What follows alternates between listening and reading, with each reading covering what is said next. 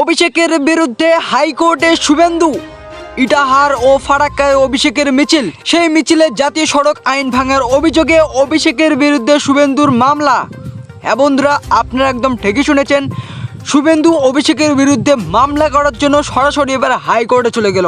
তো আসুন বন্ধুরা, এবার আমরা বিস্তারিতভাবে জেনে নিচ্ছি যে কিসের জন্য শুভেন্দু অভিষেকের বিরুদ্ধে মামলা আদায় করার জন্য হাইকোর্টে গেলেন। তো বন্ধুরা, জনস্বার্থ মামলা দায়ের করেছেন শুভেন্দু অধিকারী এবং জাতীয় সড়ক অবরুদ্ধ করে কিভাবে একটি দলীয় কর্মসূচি অনুমতি দিচ্ছে পুলিশ, যেখানে জাতীয় সড়ক কর্তৃপক্ষের কোনো অনুমতি নেওয়া হয়নি। অনুমতি না নিয়ে এই ধরনের মিছিল কিভাবে পরিবেশন দিচ্ছেন প্রশাসন, এই প্রশ্ন থেকে মামলা করেছেন। পাশাপাশি যেখানে শুভেন্দু অধিকারী মালদা সভা করার অনুমতি কেউ পাচ্ছে না, অন্যদিকে জাতীয় সড়ক কর্তৃপক্ষের অনুমতি না নিয়ে মিছিল হচ্ছে, এই বৈষম্য কেন?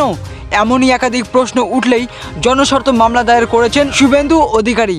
এবং এরই সাথে বন্ধুরা, আগামী জুন মাসের সপ্তাহে অর্থাৎ ছুটির পর আদালত খুলবে। প্রধান বিচারপতির ডিভিশন বেঞ্চে এই মামলা তুলনের জন্য আসতেছে। তো বন্ধুরা, আসল ব্যাপারটা হচ্ছে যে অভিষেক বন্দ্যোপাধ্যায়ের বিরুদ্ধে আদালতে মামলা আদায় করেছেন বিরোধী দলের দলনেতা শুভেন্দু অধিকারী।